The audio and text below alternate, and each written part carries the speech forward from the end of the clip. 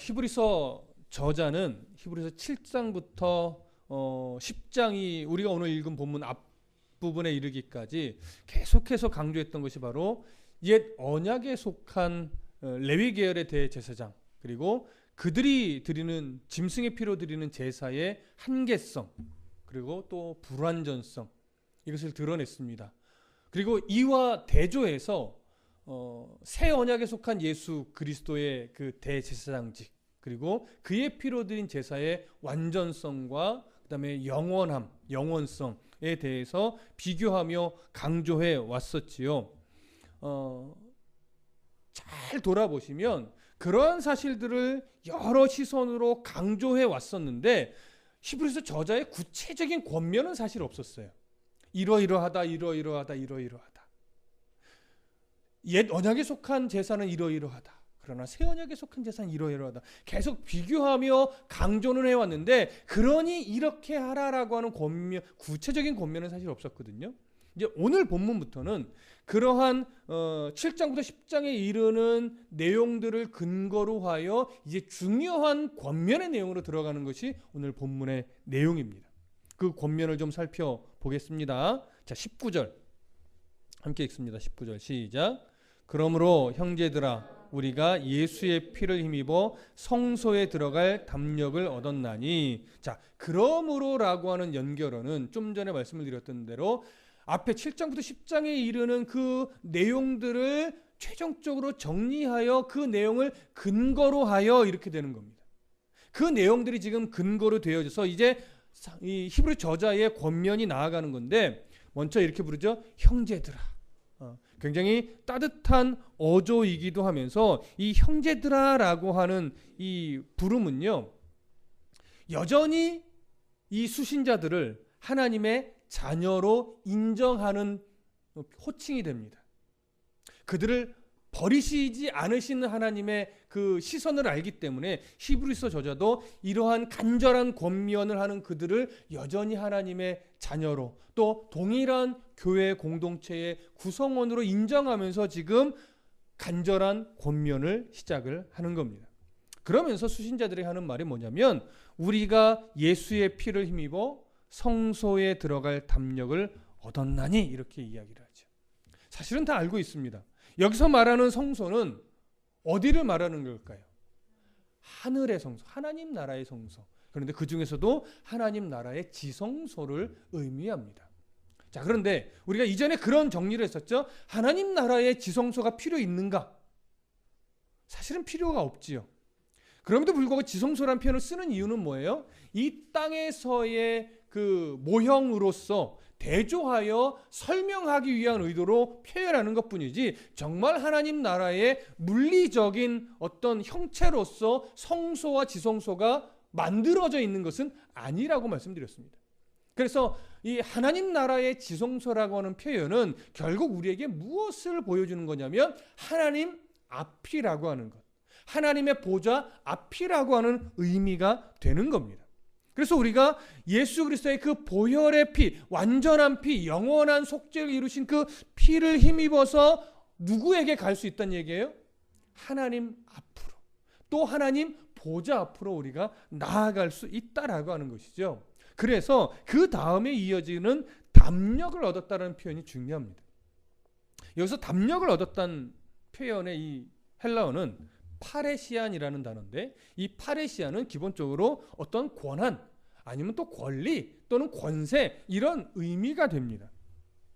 근데 본래 가지고 있는 의미는 뭐냐면, 그러니까 원래 이 단어가 쓰여진 배경적 의미는 뭐냐면, 모든 것을 말할 수 있는 자유를 의미합니다. 약간 왜 그것과 이렇게 연결이 될까? 이런 생각이 들 수 있는데, 여기서 말하는 모든 것을 말할 수 있는 자유라는 것은 뭐냐면요, 헬라 문화권에서 헬라 시민권자들이 누리는 자유예요. 그러니까 헬라의 정식 시민이 아닌 이방인이나 노예나 종이나 이런 사람들은 어떠한 정치적인 모임이나 공동체 무리 안에서 그 자신들의 생각을 자유롭게 표현할 수 있는 자격이나 권한이 없었습니다.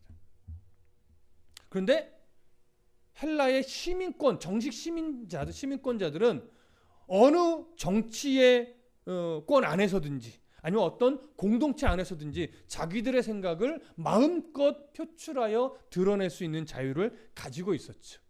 이러한 권리, 이러한 자유, 이러한 특권, 이것이 오늘 본문에서 말하고 있는 담력이라는 단어가 가지고 있는 의미입니다. 그러니까 예수 그리스도의 보혈의 피가 모든 사람을 하나님 앞으로 나아갈 수 있는 권한을 준 건가요? 권세를 준 건가요? 그렇지 않죠. 모든 사람이 예수의 보혈의 피로 인해서 하나님 앞에 가는 것이 아니라 그 보혈의 피를 뭐 하는 자? 의지하는 자. 그 보혈의 피의 은혜를 덧입은 자. 다시 말해서 예수 그리스도를 나의 주 나의 하나님으로 인정하고 믿는 자. 그들은 그 보혈의 피를 의지해서 하나님 앞으로 나아갈 수 있는 권세를 가진 겁니다. 그래서 특권인 거예요. 예수님이 십자가에 달려 죽으셨다고 모든 사람이 하나님 앞으로 갈 수 있게 된 것은 아니라는 거죠. 그러니 우리는 지금 오늘날을 살아가는 우리도 이 특권을 소유한 자입니까? 아닙니까? 소유한 자입니다. 이것을 우리는 머리로만 알지 말고 이제는 가슴으로, 내 삶의 중심으로 분명하게 인정하고 고백하는 삶을 살아내야 할 것입니다. 이것이 얼마나 중요하신 것인지 우리에게 강조하기 위해서 오늘 히브리 저자가 이 담력이라는, 권세라고 하는, 특권이라고 하는 의미의 단어를 사용한 것입니다. 우리가 이전에 여러 번 정리했듯이 옛 언약에 속한 자들은요, 땅의 지성소에서, 땅의 성소에서 제사장을 통해서 제사를 드립니다. 그러나 제사장을 통해서 제사를 드린다고 해서 그들이 지성소를 볼 수는 없었습니다. 아예 백성들에게는요, 지성소의 휘장도 볼 수 있는 자격이 주어지지 않았어요. 제사장들은 휘장은 볼 수 있었으나 휘장을 열어 젖히고 들어갈 수 있는 권한이 없었어요. 유일하게 대제사장 한 사람만이, 그것도 1년에 딱 하루 대속죄일에, 그것도 자기의 죄를 먼저 속죄한 이후 또 짐승의 피를 가지고서야 비로소 하루만 들어갈 수 있었죠. 아마도 최소한 4번 정도는 들어갔다 나왔다 했을 것으로 우리는 정리를 했었습니다.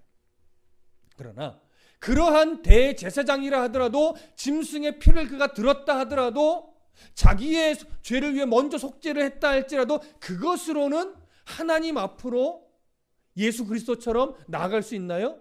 나아갈 수 없습니다. 그게 이 땅의 성소, 땅의 지성소가 가지고 있는 한계죠.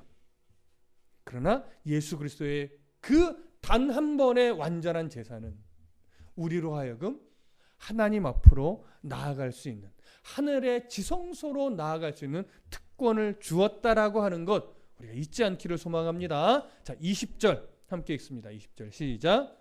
그 길은 우리를 위하여 휘장 가운데로 열어놓으신 새로운 살길이요, 휘장은 곧 그의 육체니라. 자, 그 길, 무슨 길이겠습니까? 하나님께로 나아가는 길. 그렇죠? 하나님께로, 하나님 앞으로, 하나님 보좌 앞으로 나아갈 수 있는 길이에요. 근데 그 길은요, 우리를 위하여 어디로 열어놓으신 길이에요? 휘장 가운데로 열어놓으신 길이에요. 여러분, 휘장 가운데로 열어놓은 길이라는 게 무슨 의미일까요? 휘장을 열어 제치고 간다는 얘기일까요? 아니요. 찢어진, 둘로 찢어진 휘장을 말하는 거예요.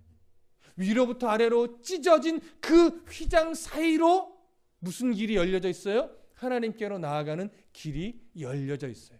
그러면 이 휘장 가운데로 열어놓으신 길이라는 건 당연히 무슨 사건과 연결이 되는 거예요? 예수님의 십자가 사건. 그 십자가에서 온몸이 찢기고 온몸에 물과 피를 다 쏟으시며 생명을 내어주실 때 바로 성소의 휘장이 둘로 쪼개진 바로 그 사건을 의미하는 겁니다. 우리가 잘 알고 있는 마가복음 15장 37절과 38절에 보면 예수께서 큰 소리를 지르시고 숨지시느니라. 이에 성소 휘장이 위로부터 아래까지 찢어져 둘이 되니라. 바로 이 사건을 의미하는 겁니다. 이 사건 속에서 찢어진 그 휘장 사이로 우리에게는 하나님에게로 나아갈 수 있는 그 길이 열려졌던 것이죠. 휘장이 찢어졌다는 것은 이런 의미도 있습니다. 우리와 하나님 사이를 분리시켰던 그 아주 근본적인 죄의 문제가 이제는 완전하게 또 영원히 해결되었다라고 하는 의미가 있습니다. 또 하나는 이제 옛 언약의 시대는 종결이 되고 이제 새 언약의 시대가 도래했다라고 하는 의미도 됩니다. 또한 그와 함께 예수 그리스도의 보혈을 의지하는 자는 이제 그 길을 통과하여 하나님 앞에 마음껏 언제든지 나아갈 수 있게 되었다. 그 권한을 소유하게 되었다. 이런 의미가 또한 되는 겁니다. 그래서 새로운 살 길이라고, 이전에는 산길이라고 되어 있지만 뭐 산길이나 살길이나 동일한 의미입니다.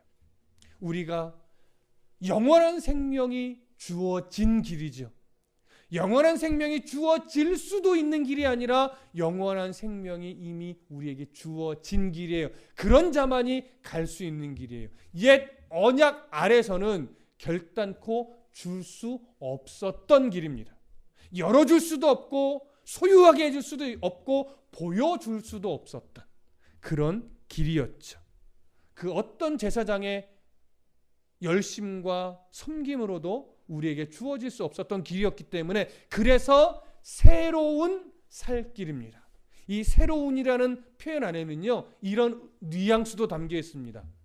유일하게 주어진 길, 다른 것으로는 줄 수 없는 길, 우리가 하나님 앞으로 갈 수 있는 이 특권을 줄 수 있는 길은 예수 그리스도의 보혈의 은혜로 말미암아 휘장이 찢어진 그 사이로 통과하는 그 길, 그거밖에 없다라고 하는 것이죠. 그래서 오늘 히브리 저자가 그 휘장 가운데로 열어놓으신 그 길이 바로 새로운 살 길임이라고 하면서 휘장은 곧 그의 육체라고 표현합니다. 우리가 조금 조심할 것은 휘장은 곧 그의 육체라고 하는 이 표현을 휘장과 예수님을 동일시하는 것으로 생각하시면 안 됩니다. 왜냐하면 휘장과 예수님을 동일시하게 여기는 것으로 이해해버리면 예수님이 우리와 하나님 사이를 가로막는 것처럼 그런 존재였던 것처럼 잘못 이해할 수 있습니다. 그래서 여기서 말하는 휘장은 곧 그의 육체라고 하는 것은 무엇에 대한 동일함이냐면 찢어진 휘장을 통해서 하나님의 나라를 가게 했던 것처럼 예수님의 찢겨진 육체, 죽으신 육체를 통하여 흘리신 피를 통하여 하나님 나라에 우리가 가게 되었다라고 하는 이 사실에 대한 동일함이지 휘장과 육체를 동일시하는 것은 아니라는 것 우리가 정확하게 이해하셔야 할 것입니다. 자, 21절 우리 함께 읽겠습니다. 시작. 또 하나님의 집 다스리는 큰 제사장이 계심에 예수 그리스도의 십자가의 죽음은 우리로 하여금 하나님 앞으로 나아가는 그 유일한 길을, 살 길을 열어주신 것뿐만이 아니라 그 사건은 하나님의 집을 다스리는 큰 제사장이 우리에게 계시다라고 하는 것도 확증하신 겁니다. 여기서 말하는 하나님의 집, 무엇을 말하는 걸까요? 하나님의 집, 하나님의 나라일까요? 물론 넓은 의미로 보면 그것도 될 것입니다. 자, 히브리서 3장 6절을 보겠습니다. 히브리서 3장 6절 함께 읽습니다. 히브리서 3장 6절 시작. 그리스도는 하나님의 집을 맡은 아들로서 그와 같이 하셨으니 우리가 소망의 확신과 자랑을 끝까지 굳게 잡고 있으면 우리는 그의 집이라. 자, 이 부분을 강의할 때도 나눴지만 그러면 이 의미와 연결하면 하나님의 집은 누구를 의미해요? 바로 우리 하나님의 백성들, 영적 이스라엘을 의미하는 겁니다. 다른 표현으로 하면 교회 공동체라고도 말할 수 있을 것입니다. 하나님께서 제사장 되신 예수 그리스도께서 바로 이러한 우리를 뭐하고 계신다고요? 다스리고 계신다고요. 여러분, 하나님의 다스림, 예수 그리스도의 다스림을 받는 자라고 하는 것이 우리에게 얼마나 큰 특권인지 아는 사람은 알고 모르는 사람은 그 의미를 깨달을 수 없지. 뭐 종이야 이렇게 조롱할지 모르겠으나 여러분, 예수 그리스도의 다스림을 받는 백성이라는 사실이 우리에게 얼마나 큰 위안이 되며 우리의 얼마나 큰 보호막이며 우리에게 얼마나 큰 축복인지, 하나님의 자녀된 자만이, 하나님의 나라를 소망으로 두고 있는 자만이, 그 보혈의 은혜로 하나님의 나라를 바라본 자만이 이 가치와 이 소중함을 알 수 있는 것이죠. 여러분, 우리는 하나님의 다스림을 받는 자입니다. 하나님의 다스림을 받고 계십니까? 네, 아멘. 여러분 고맙습니다. 정말 자신 있게 아멘 해주셔서 제가 얼마나 기쁜지 모릅니다. 그 다스림을 받는다는 것은 완벽하라가 아니에요. 몸부림이죠. 하나님의 통치 밖에서 살아가는 것을 두려워할 줄 아는 심령을 갖는 거죠. 그러지 못했을 때 또 안타까워하는 심령을 가질 수 있는 거죠. 그게 하나님의 다스림을 받고 있다라고 하는 증거이고 하나님의 다스림을 받는 자의 특징입니다. 그것 때문에 여러분 자신 있게 아멘 하신 것으로 여겨집니다. 저도 그래서 아멘입니다. 우리는 이 아멘의 이 마음을 놓치지 말고 끝까지 살아가야 됩니다. 그럴 수만 있다면 정말 가장 복된 성도예요. 가장 행복한 성도예요. 가장 즐겁게 살아갈 수 있는 성도임이 분명할 겁니다. 바로 이 특권, 하나님의 다스림 아래서 살아갈 수 있는 특권, 그 다스림 아래서 하나님 나라를 바라보며 살아갈 수 있는 특권을 여러분 무엇과 바꿀 수 있겠습니까? 그렇죠? 절대 바꿀 수가 없죠. 그래서 저자는요, 이제 이러한 내용을 가지고 정말 중요한 권면으로 이제 들어갑니다. 자, 22절 함께 보겠습니다. 시작. 우리가 마음의 뿌림을 받아 악한 양심으로부터 벗어나고 몸은 맑은 물로 씻음을 받았으니 참 마음과 온전한 믿음으로 하나님께 나아가자. 자, 히브리 저자가 궁극적으로 우리에게 요구하는 것은 뭐냐면, 그리고 당시 수신자들에게 요구하는 것은 무엇이냐면 참 마음과 온전한 믿음으로 하나님께 나아가자는 거예요. 이게 저자의 지금 간절한 요구이거든요. 근데 이 요구를 함에 있어서 전제가 되는 두 가지 상황을 먼저 이야기합니다. 그 첫 번째 상황이 뭐냐면, 그러니까 상태죠. 두 가지 상태를 이야기하는데 첫 번째 상태는 뭐냐면 우리가 마음의 뿌림을 받아 악한 양심으로부터 벗어난 자들이라는 사실이에요. 예수 그리스도를 믿는 자들은. 자, 그런데 이 번역이 조금 약합니다. 조금 더 원문에 가깝게 번역을 해보면 이렇게 됩니다. 우리는 악한 양심으로부터 마음의 뿌림을 받은 자다라고 하는 거죠. 악한 양심은 뭘까요? 그러니까 죄의 책임에 울무잡혀 있던 이 근본적인 죄의 문제가 해결되지 못한 상태, 그런 상태였던 우리에게 뭐가 뿌려졌어요? 예수 그리스도의 보혈의 피가 뿌려졌어요. 그렇다는 얘기는 뭐예요? 우리를 올가매고 있던 이 죄 책임의 문제가 이제는 온전히, 완전히, 영원히 해결됐다라고 하는 거죠. 우리는 바로 그 죄 책의 문제에서 완전히 해결함을 받은 자들입니다. 그러니 이렇게 되는 거죠. 그런 죄 문제가 해결받은 자들이니 이렇게 되는 거예요. 이게 바로 우리가 놓여 있는 첫 번째 상태입니다. 자, 두 번째 상태는 뭐라고 하나요? 몸은 맑은 물로 씻음을 받았으니. 자, 이 표현은 무엇과 대조를 하는 거냐면 유대에 있는 유대의 정결의식을 염두에 두고 한 표현입니다. 자, 유대인의 정결의식은 우리의 양심을 깨끗하게 할 수 있나요? 우리 히브리서 앞부분에서 그 유대의 제사로는, 정결의식으로는 우리의 양심을 깨끗하게 할 수 없다라고 하는 것을 확인했었습니다. 그러면 무엇만 깨끗하게 할 수 있어요? 그저 의식적으로만, 제의식적으로만, 그저 육체의 겉은 깨끗하게 할 수 있으나 속 양심은 깨끗하게 할 수 없다라고 말씀드렸습니다. 그것이 무엇과 같아요? 좀 전에 말씀드렸던 우리 속사람의 죄의 책임의 문제, 죄에 올무잡혀 있는 이 문제는 해결할 수 없다는 얘기와 동일한 겁니다. 그런데 오늘 이 22절에 표현되어 있는 몸은 맑은 물로 씻음을 받았으니 라고 하는 표현은요, 사실은 이거와 대조해서 예수의 그 보혈의 피는 우리의 본성까지도, 죄에 올무잡혀 있던 이 죄의 그 근본적인 문제까지도 깨끗하게 해결하여 정결하게 할 수 있다라고 하는 의미예요. 그러니까 이런 차원에서 보면 앞에서 말한 우리가 마음의 뿌림을 받아 악한 양심으로부터 벗어났다라고 하는 내용의 의미와 몸은 맑은 물로 씻음을 받았으니라고 하는 이 두 표현의 의미가 동일할까요? 다를까요? 동일한 표현입니다. 의미상. 그래서 강조라고도 말할 수 있습니다. 우리의 이 죄에 올무잡혀있던 본성이 예수 그리스도의 보혈의 피로 양심의 뿌림을 받고 우리의 겉사람이 씻음을 받으면서 우리의 모든 죄의 문제가 해결함을 받았다라고 하는, 정결하게 되었다라고 하는 의미를 가지고 있는 겁니다. 예수 그리스도의 보혈의 피에 은혜를 받은 우리들, 예수 그리스도를 믿는 우리들은 바로 이러한 상태에 놓여져 있습니다. 이것은 내가 난 싫은데요 이래서 되는 것이 아니라, 이런 문제가 아니라 이미 예수 그리스도를 영접하는 순간 우리의 이 죄의 문제는 깨끗하게 해결됐습니다. 내가 인정을 하든 안 하든 나는 몰랐는데요, 그건 내가 몰랐을 뿐이지 하나님은 이미도 그렇게 해 놓으신 거죠. 그리고서 그 확실한 사실을 우리의 인생 역사 속에서 계속 깨닫게 하시는 거예요. 그리고 우리의 고백을 끝내 받아내시는 거죠.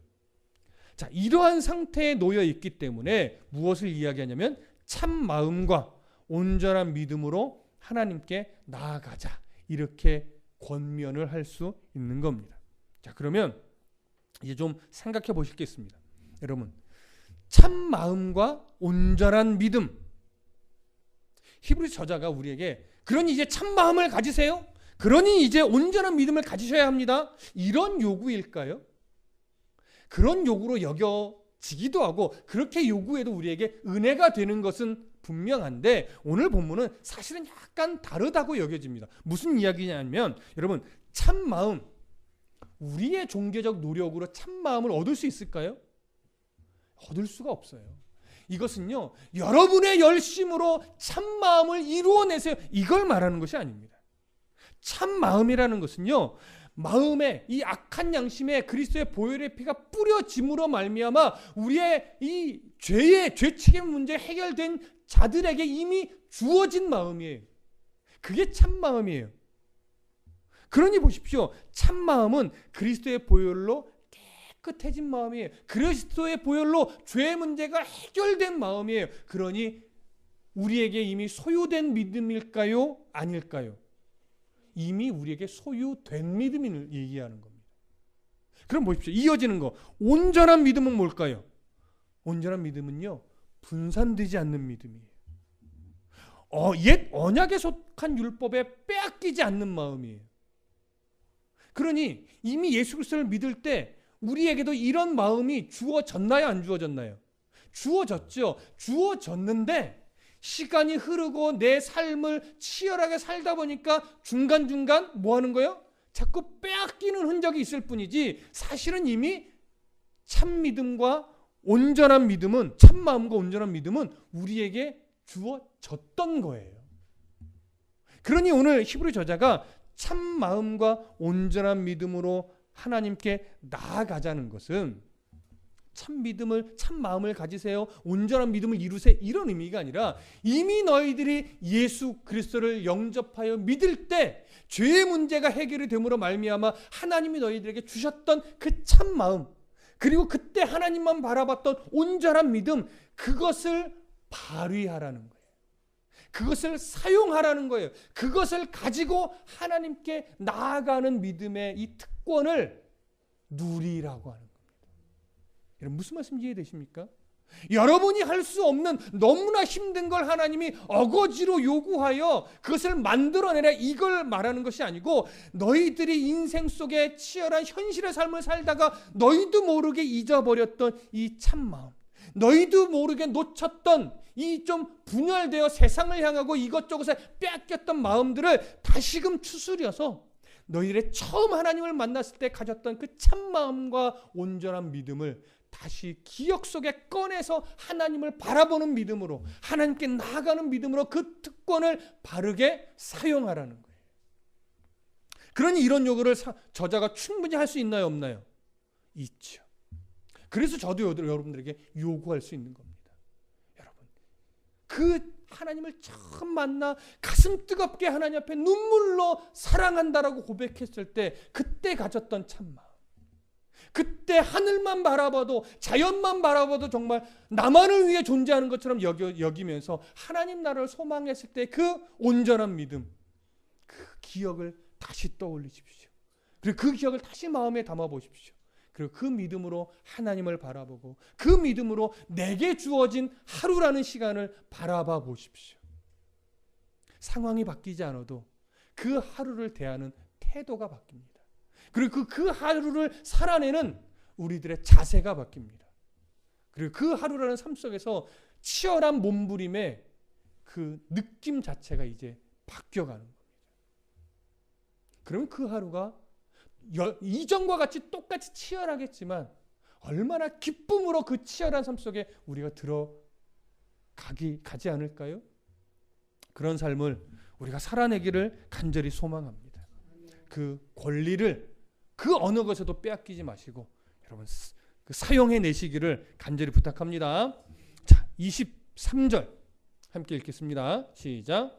또 약속하신 이는 미쁘시니 우리가 믿는 도리의 소망을 움직이지 말며 굳게 잡고, 두 번째 권면입니다. 여기서는 전제되는 게 있습니다. 약속하신 이는 미쁘시다는 사실입니다. 여러분, 약속하신 이 누굽니까? 바로 하나님이시죠.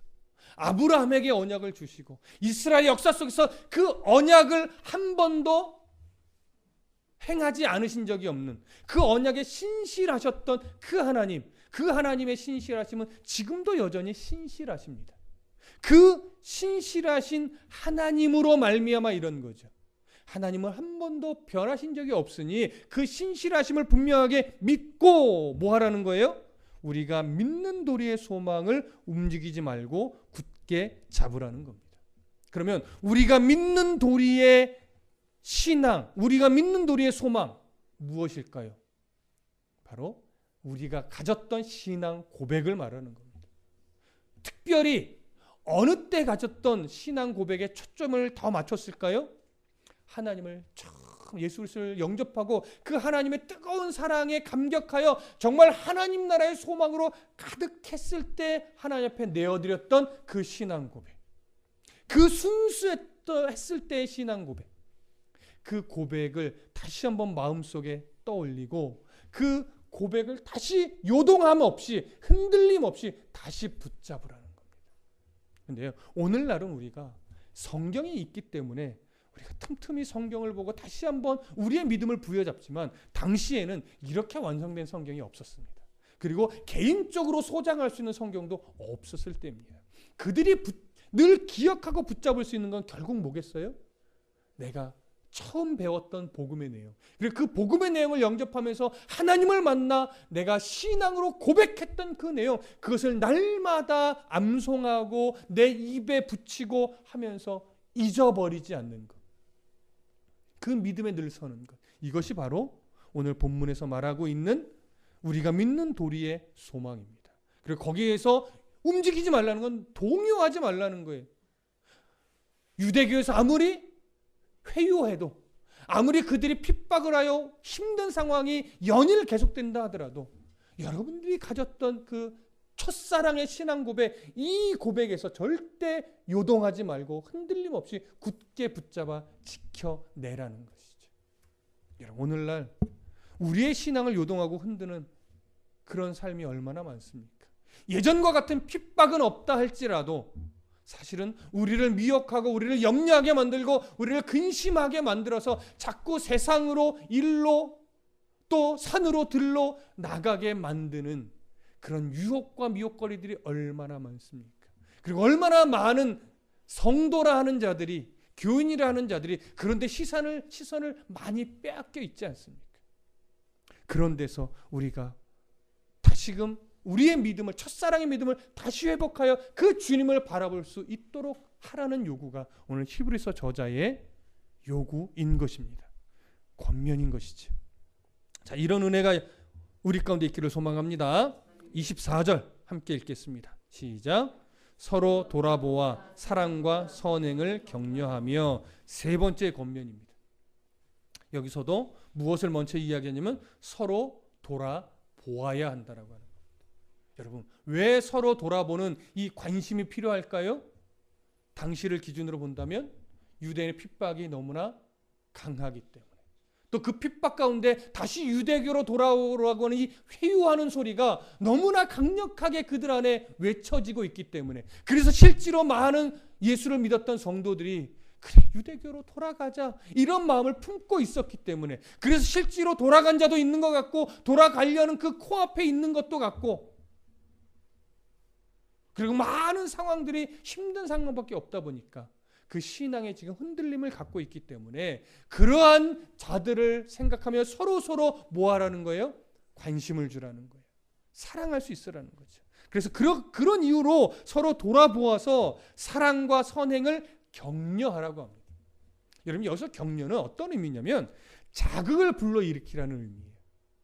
사랑과 선행으로 자극을 불러일으켜요. 어떤 자극이겠어요? 하나님을 바라봐야 되는구나. 하나님을 놓치면 안 되는구나. 이러한 자극을 일으킬 수 있도록 사랑으로, 그 다음에 격려로, 그 다음에 선행으로 이렇게 관심을 주고 사랑을 나눠주고 마음을 함께하면서 그들이 힘든 마음을 다시 하나님 앞에 붙잡게 하고 유대교로 돌아가려고 했던 마음도 다시 하나님께로 부여잡을 수 있도록 우리가 서로 사랑의 깊은 교제를, 믿음의 깊은 교제를 나눌 수 있어야 한다라고 하는 겁니다. 여러분, 이러한 믿음의 교제는요, 영향력이라고 하는 거예요. 여러분, 교회 와서 그래서 가능하면 좋은 이야기, 영적으로 유익한 이야기들만 주로 해야 되는 이유가 여기에 그렇습니다. 때로는 힘든 이야기를 할 수가 있죠. 그런 이야기들은 왜 하는 거예요? 나를 위해서 기도해 달라고. 그러면서 또 어떤 권면을 해요? 저도 이런 상황에서 이렇게 믿음으로 이겨냈어요 라고 하는 이야기들, 또 성경에 오늘 하나님의 은혜가 이렇게 우리 안에 풍성하게 임했어요. 저는 오늘 이 말씀에 이런 도전을 받고 이런 은혜를 받았습니다. 사실 이런 교제들이 자연스럽게 일어나야 되는데 아직 우리 교회도 풍성하지는 않습니다. 없는 것은 아닌데, 근데 앞으로 이런 교제들이 더 풍성하게 일어나야 돼요. 왜요?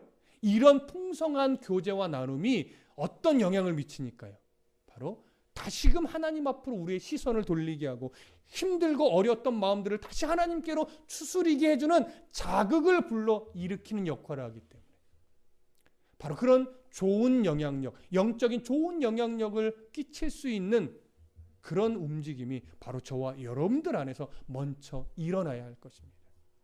그래서 흉보는 이야기는 좀 덜하고 함께 믿음의 좋은 영향력을 끼칠 수 있는 그런 대화들이 더 교회 안에 풍성해지기를 소망하고 축복합니다. 바로 그러한 이유 때문에 성도들은 할 수 있으면 정기적으로 또 자주 모이는 것이 좋기도 합니다. 교회에 자주 나와야 좋은 신앙인 것은 아니지만 그런 이유로 자주 모여서 마음을 나눌 수 있는 것은 참 유익한 겁니다. 그래서 오늘 히브리 저자가 25절에서 이렇게 말합니다. 함께 읽겠습니다. 25절 시작. 모이기를 패하는 어떤 사람들의 습관과 같이 하지 말고 오직 권하여 그날이 가까움을 볼수록 더욱 그리하자. 여기서 모이기를 패하는 어떤 사람들의 습관이라고 하는 것은 뭐냐면, 당시 상황 속에서 너무 힘겨워서 내가 이런 고통 가운데 있는데 내가 이 공동체 예배 가운데 모여서 뭐하나 라면서 모이기를 포기하는 자들이 생겨났습니다. 또 유대교로 유대교로 돌아오는 그 회유의 음성에 너무 그 마음에 그것이 강력하게 다가오니까 자기도 너무 힘들어서 유대교로 돌아가려고 마음을 품고 이 교회 공동체 모임에 나오기를 또 포기한 자들이 있어요. 또 세상살이가 너무 바빠서 교회 이 공동체 모임에 나오기를 포기한 자들도 있지. 그런 이런저런 여러 이유로 공동체 예배 모임에 나오기를 포기하는 사람들이 자꾸 늘어나는 거예요. 그러다 보니까 오늘 히브리 저자가 그런 사람들의 어떤 모습을 따라가지 말고 본받지 말고 너희들은 또 이 히브리서의 수신자들만큼은 그들의 습관을 따라가지 말고 모이는 일에 뭐하라? 최선을 다하라는 거죠. 그러니까 많이 모여라, 자주 모여라 이런 것이 아니라 우리가 하나님 앞에서 약속한 그 시간만큼은 하나님 앞에 철저하게 모여서 하나님의 말씀으로 우리가 권면을 받고 신앙의 영적 교제를 나누면서 좋은 자극을 서로 줄 수 있는 그러한 관계가, 그러한 일들이 일어나야 한다. 이것을 말하는 겁니다. 그러면서 오직 권하여 그날이 가까움을 볼수록 더욱 그리하자, 이런 권면을 합니다. 여러분, 그날이 가까움을 볼수록이라는 것은 무엇이냐면 당시에 이 사람들이 가지고 있던 종말론적 이해 때문에 이런 표현이 나오는 겁니다. 이 당시는요, 임박한 종말론을 가지고 있을 때입니다. 임박할 종말론이란 건 뭐예요? 곧 예수님 오신다라고 하는 거예요. 왜냐하면